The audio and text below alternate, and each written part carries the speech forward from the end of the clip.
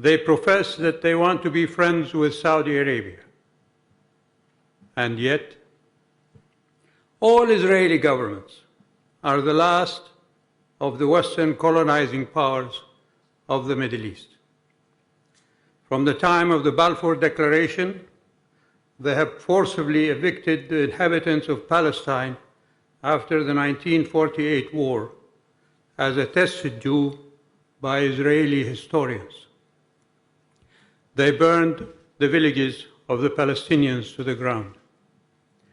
They repeated that calumny after the 1967 war, when more of the inhabitants of what remained after the 1948 war were equally dispossessed of their lands.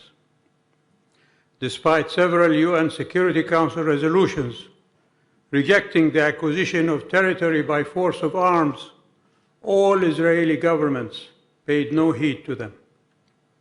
They continued to colonize more territory of the lands they occupied in 1967 against the Geneva Conventions that prohibit the change of the status of occupied territories.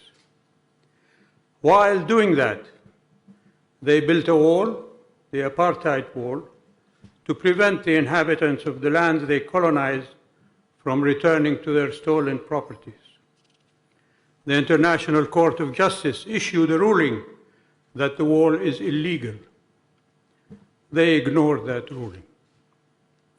And yet, Israeli governments have arrested thousands of the inhabitants of the lands they are colonizing and incarcerated them in concentration camps under the flimsiest of security accusations, young and old, women and men, who are rotting there without recourse to justice. They are demolishing homes as they wish, and they assassinate whomever they want to.